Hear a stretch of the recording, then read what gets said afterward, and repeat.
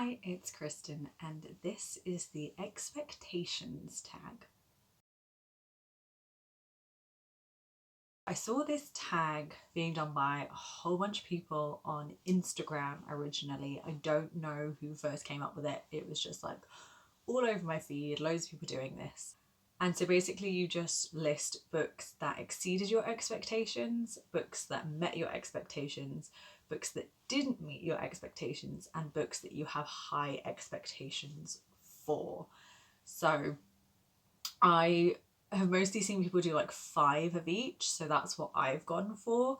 So let's jump into it. So the first 5 books that exceeded my expectations, we have Conversations with Friends by Sally Rooney. This one I read years ago and I thought I'd like it, but I did have some reservations because it is about a young woman and a slightly older man who is married, and they get into a relationship. And so I was like, cheating, a fair storyline, don't know how I'll vibe with that.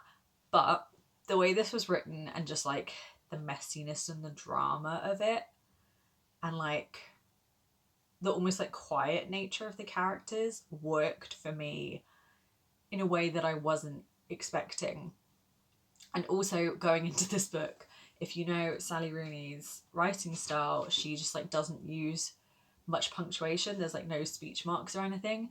And so I didn't know that upon first entering into this book, and I was a little bit tentative at first, but I got used to it, and this ended up being a 5-star book for me. So it definitely exceeded my expectations. I really liked this, and it started my love for Sally Rooney. Next up, we have A Good Girl's Guide to Murder by Holly Jackson. This is a young adult mystery thriller. A girl is doing a project for school trying to solve a case based in their village of years ago. A girl was killed and her boyfriend was blamed, and then her boyfriend ended up dying, so say by suicide, but she doesn't think that that is actually the case, and she decides to look into this case and try and solve it for real this time.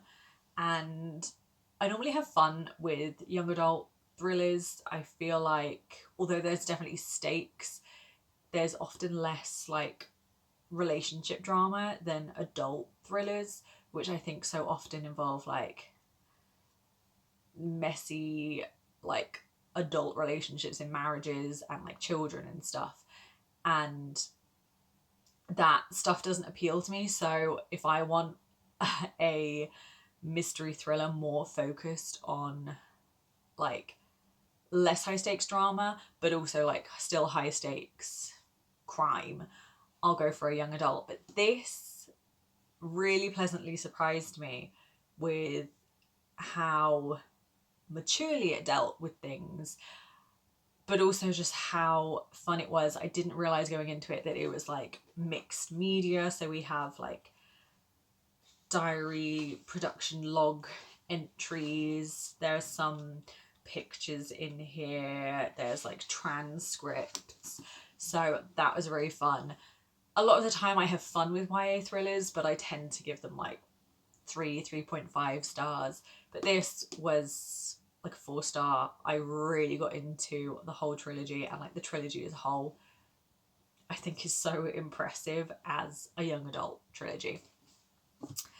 Next up, one that exceeded my expectations was Mother of Rome by Lauren J.A. Bear. This one I bought as a like blind date with the book kind of thing, and upon opening it I was like, oh okay, I do like mythology. I've mostly read Greek myth, this is Roman, and I I say it exceeded my expectations. I don't know that I really had expectations for it, but I was, yeah, tentatively going in based on the fact that it was a book that I had not actually chosen for myself.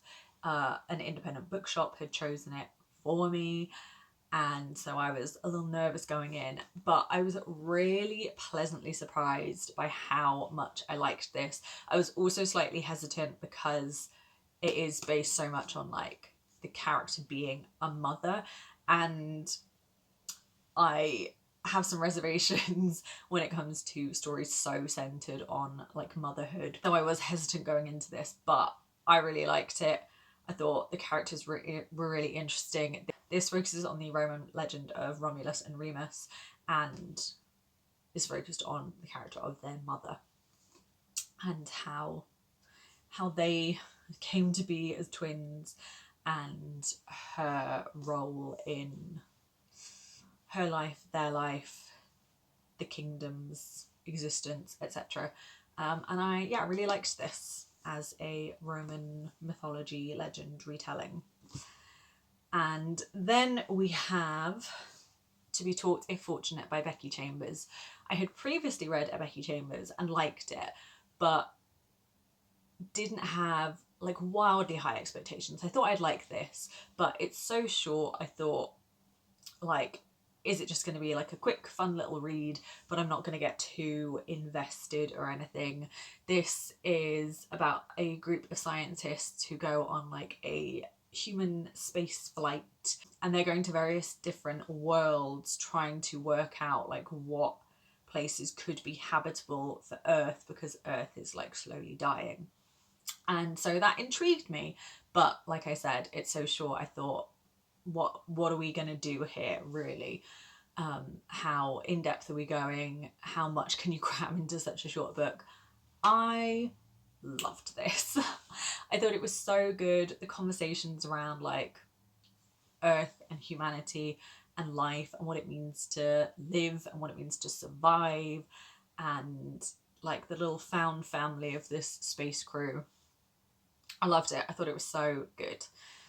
And then last up, for something that exceeded my expectations, I don't have a physical copy because I borrowed it from my sister, but it is God Killer by Hannah Kaner.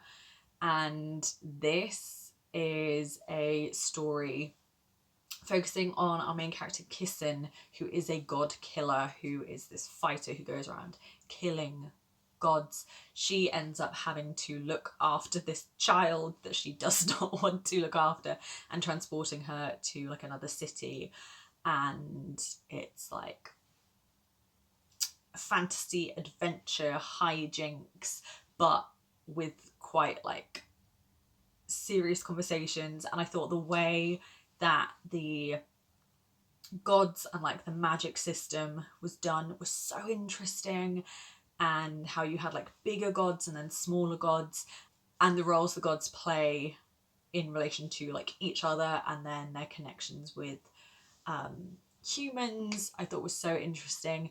And it exceeded my expectations because I hadn't read like a proper fantasy book for a while, and I was sort of in this mentality of like, I used to read a lot of fantasy when I was younger, when I was a teenager and a child, and like, is fantasy still my vibe as an adult? And is that kind of fantasy something I'm interested in? And I had so much fun with those books. God Killer was great. I read the sequel pretty quickly afterwards. That was great. Then the third book in the trilogy came out, and I read that, and I had a whole lot of fun with the whole trilogy. There were like really great emotional parts throughout. I really came to love the characters, even like the child character, who again, like, I'm always a bit iffy with child characters, but I had so much love for the main trio, and the little god that they have along with them. And I thought the politics was really interesting, and like the grey morality of a lot of the characters was so well done. So yeah, that was a series I really liked. Then we have books that met my expectations. So these are all ones that I thought I would like, and I did end up liking. So first we have Outlawed by Anna North. This is about a woman who has to flee her town, where barren women are hanged as witches, and she ends up joining this like motley crew called the Hole in the Wall Gang, who are a bunch of mostly women outcast from society, and it's just them stealing, thieving, trying to survive together, and it's like very Western vibes, and I thought it was going to be a lot of fun, and it was a lot of fun. And yeah, like big on the vibes for this one. It was a lot of fun, and I had a good time with it. Then we have Lost and Lassoed by Lila Sage. This is the third book in the Rebel Blue Ranch series. I read book one, which followed two other characters, and Gus and Teddy were side characters in it, and I was immediately interested in them as a potential couple. I didn't know that they were definitely a couple in the later books, but their interactions, their like tension, their bickering and their bantering was so intriguing to me. So I looked up, like, are they one of the couples in a later book? Yes, they are. So then I read book two, which is about another couple, and I was just waiting to get to Teddy and Gus's book. And I finished book two, and I thought I'd wait a bit before I read book three, and then I was like, no, I have to see Teddy and Gus's story. And I had so much fun with this. This is my favourite one in the Rebel Blue Ranch series so far. There were like elements of it that I wasn't like wholly into when it comes to like some of the sex scenes and like their sort of dirty talk during the sex scenes. But that was like a slight gripe with it. I thought it would be my favourite of the series. So far it is. I just love Teddy and Gus as a couple. They're definitely like the highlight of the series for me. I wanted a fun cowboy romance. I got a fun cowboy romance. So I thought I'd love it, and I did. Then we have The Bandit Queens by Perini Schroth, which is about a woman who everyone thinks killed her husband. Her husband went missing years ago. Everyone thinks that she killed him. She knows she didn't, but she's happy to let everyone think that because it means they don't bother her. Until one day, one of the other women in the village shows up at her house and is like, my husband is a piece of shit. Can you help me kill him? Because like, I know that's your forte. And she's like, I guess.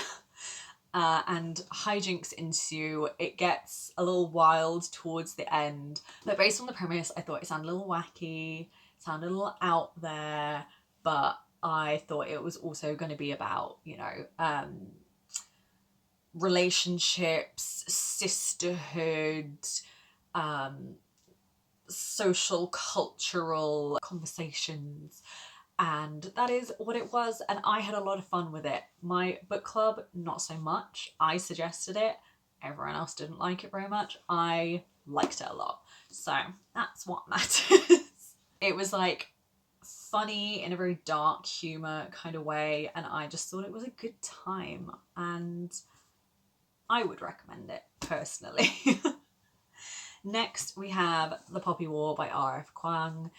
This is a big fantasy war epic following our main character Rin, who decides to go to this academy and train to be this fighter. And then, yeah, there's magical powers involved. It's all very big scale, dramatic, fantastical, political war. And I'd heard such good things. I thought, let's dive into a deep, detailed fantasy that's very gritty, and that's what I got, and I had a good time. It was well written. I do need to finally continue with the series though, because I read this years ago, and although I had a great time with it, I've not carried on with the series yet, and I need to do that. But I thought that was going to be good, and it was good. Similarly, big fantasy book, Fifth Season by N.K. Jemisin. Heard like nothing but good things about this book. So it was a little tentative, but I thought if everyone loves it, surely I'll love it as well. And I did. This is about a woman who is like trying to find her family, and she's like walking the earth. There's magical elements. It's a little bit fantasy, a little bit sci-fi, a bit dystopian in there. And yeah, she's got a murdered son, a missing daughter. She's trying to find her daughter. We've also got other timelines, plot lines going on with someone being trained, someone learning how to use like some magic that they have. It's just this big epic fantasy story that comes together in such an interesting way. This I thought I would like, and I really did. So that's good. Then we have books that didn't meet my expectations, and I'm going to start off by talking about one that I've talked about a lot whenever this kind of question comes up in a tag of like a book you thought you'd like but didn't, or yeah, a book that you expected to love but thought was just okay. This is the book I always go for, and it's Never Seduce a Scot by Maya Banks. This is a historical romance about an arranged marriage between a woman from one clan and a man from another clan. And I love a marriage of convenience setup, especially in historical romance. And I thought the premise of this, our main character Evelyn is deaf, and she has learned to communicate in her own way, has learned to like lip read. But when she meets the man that she's supposed to marry, she finds that his voice is so deep that she can actually like sense his voice. She can feel like the bass of his voice, and this is the first time that she's had that, and so she's immediately like intrigued by him. And I just thought that was like a cute little way to immediately have a character intrigued and set up this marriage of convenience. But it was just okay. It was a little too cheesy in parts. There were several points where I was expecting one thing to happen but we never followed through on it, or yeah, it was just like a bit of a forgettable historical romance to me, because I really couldn't tell you anything that happens other than that basic premise, which is the thing that intrigued me in the first place. I read this years ago, but it's not stuck with me. I would be tempted now, talking about it, to give it a reread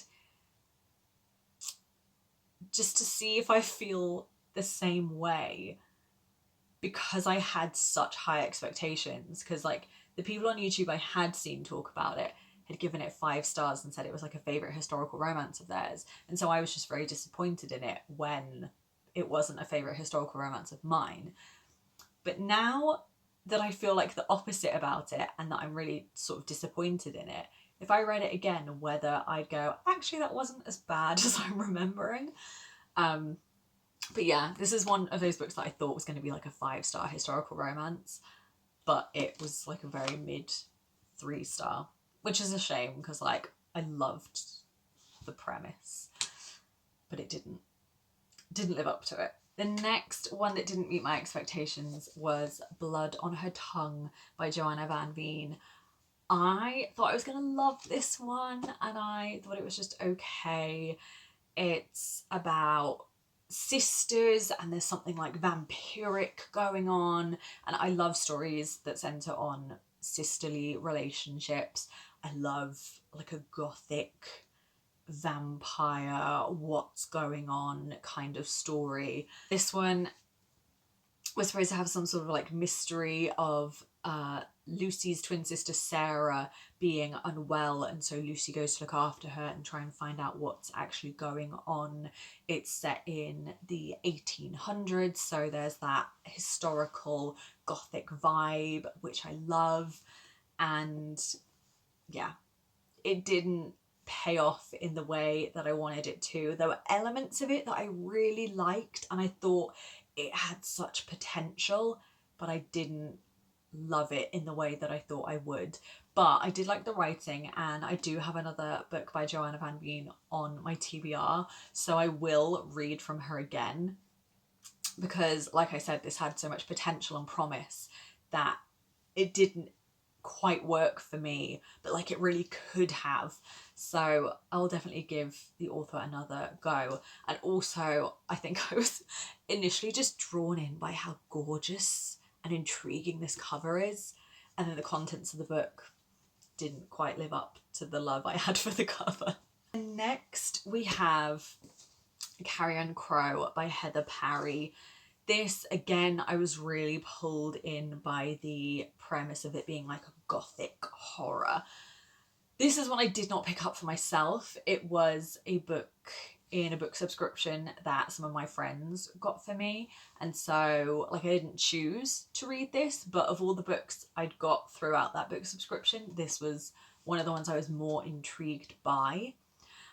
This is about a woman who is confined by her mother into the attic of their house, and her mother is like, I'm gonna keep you there until you learn to be like a proper woman and be proper like marriage material.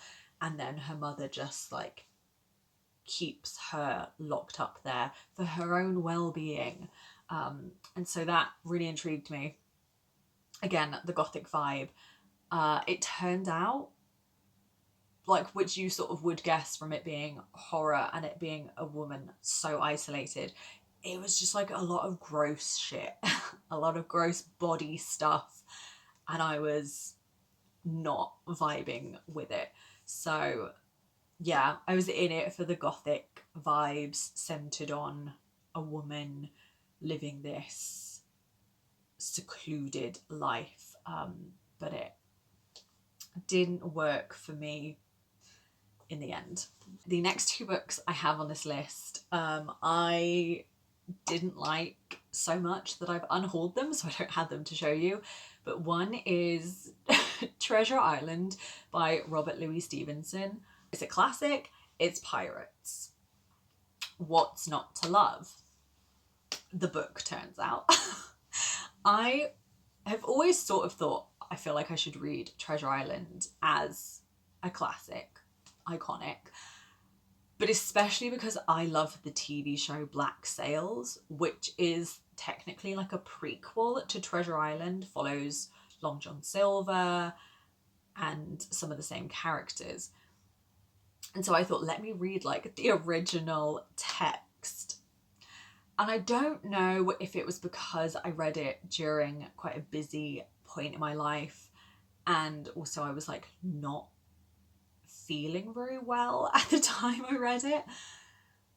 That may have like hindered my reading experience, but I did not like Treasure Island. And that's okay. It's okay to not like a classic. But I was disappointed because I did want to like it, and I very much did not. So I owned it and I unhauled it. And the other book I unhauled, thinking that I would have a really good time with, was Twyford Code by Janice Hallett. I'd read The Appeal by Janice Hallett and had a real fun time reading that book and got very into it, loved the mixed media element. And so when I saw the Twyford Code in a charity shop, I was like, let me get that too. And maybe like Janice Hallett's a fun new mystery author that I can like vibe with mixed media stuff. Twyford Code written in like transcript, audio transcript kind of way. So I was like, yes, we're still doing the mixed media thing, very exciting. It was centered around the mystery of like an old author who may have had like a treasure that she'd hidden, and there was this Twyford code that she'd left to work out and people could like find her treasure. And that intrigued me. I thought that sounded really interesting. The actual payoff, not great. I thought I would whiz through it because I read the appeal so quickly, and the Twyford Code is shorter than the appeal, but it took me so long to get through the Twyford Code. I really wasn't interested in the main character at all. I didn't really like the way it was written. It did not work for me as a mystery. I thought there were like almost too many twists that by the end I was like, what is actually going on? And I just really didn't vibe with it, and I ended up unhauling it. But I do still own the appeal because I did have fun with that one. And then lastly, 5 books on my TBR that I have high expectations for. We have Starling House by Alix E. Harrow. This is an author I've read before. I read The Once and Future Witches by Alix E. Harrow, and I loved The Once and Future Witches. So high hopes for her as an author generally. But this is about a woman who goes to work at Starling House, a haunted mansion, and there she meets the brooding heir. And so I've heard good things about like the chemistry between the characters. I love a haunted house. So yeah, I do have high expectations for this one, plot-wise and author-wise. So hopefully it's good. Then we have Sword Heart by T. Kingfisher. This is so gorgeous. Both of these are. All of these books have really lovely covers. This is about a woman who is trying to get away from, I think, money-hungry relatives who have devious plans for how to wrest her inheritance away from her. And she goes to her bedroom or something and is trying to work out a way to get away from her family, and grabs like an ancient sword off the wall, and then a man comes out of the sword and is like, I am now sworn to protect you. And that premise sounds so fun to me. I love a bit of like fantasy, and fantasy with romance, very up my alley. So I have high expectations for this. Ever since I first heard, I think, Riley Marie talk about this book, I've been like, that's something I want to get into. I keep putting off reading it because I have such high expectations, and I'm worried like I'm not going to like it as much as I think I will. High expectations. I think this sounds like a fun, cute romantasy. Speaking of fun, cute romantasy, I also have high expectations for Tusk Love by Thea Guanzon. This is based on a story that the cast of Critical Role came up with. Critical Role is a D&D role-playing show, and in campaign 2 they came up with this book that their characters like stumbled across, and they sort of throughout the campaign like added plot elements, fleshed out like what this book was actually about. And then last year, I think, they actually released it as a book. They got a romance writer to write the book. That whole story of how it came to be is very fun to me. And then like, this is a gorgeous, bright, colourful cover. And this is about a woman called Guinevere who is supposed to be like an obedient wife to this like lord that she's going to marry, but she wants a life of like adventure. And she meets Oscar, who is an aloof half orc who saves her during an attack when she's traveling along a road one day, and they end up going on an adventure together and falling in love. And that just sounds cute and fun, and I love that like Critical Role element. I'm excited to like hop into the world of Exandria and read a romance like that. Then we have Heart the Lover by Lily King. I previously read Writers and Lovers by Lily King and really liked that. This sounds like messy love life situation. This is about a woman who had like this very intense relationship, I think, when she was in college, and now it's decades later, and someone comes back into her life, like bringing her past and her present like crashing together, and it sounds like messy and dramatic. And yeah, I think just I have high expectations for this based on how much I liked Writers and Lovers and how much I've heard about this and it being on like shortlist for like the Women's Prize, and I've just heard like, yeah, really good reviews and stuff, so excited to get to that, and I do have high expectations. And then lastly we have Not Quite Dead Yet by Holly Jackson, who is the author of A Good Girl's Guide to Murder. That's why I have high expectations for this. I loved A Good Girl's Guide to Murder. This is Holly Jackson's first adult thriller. Because I loved A Good Girl's Guide to Murder so much, I've then read other Holly Jacksons, and her other young adult thriller mysteries have not hit in the same way for me. They were okay, they were like 3-star reads for me, but nothing has like hit the high of A Good Girl's Guide to Murder for me since reading A Good Girl's Guide to Murder. But this one I've heard really good things about. I've heard good things about it from people who haven't loved her other ones like Five Survive and the reappearance of Rachel Price, but they have loved this. The premise of this also just sounds so interesting. So we have our main character Jet, and she is attacked and suffers a catastrophic brain injury, and she's still currently alive but is told that like within a week she will be dead because of this attack. And so she decides that within this week she is gonna try and work out who did this to her, and she is gonna solve her own murder before she's even died. That sounds so interesting. Such a creative premise. I'm excited by Holly Jackson. I'm excited by it being her first adult thriller, and I'm excited because I've heard good things from a lot of people who haven't necessarily loved her other young adult stuff. So I'm hoping this will like pick it back up with me and Holly Jackson, and she'll be like a top author for me again.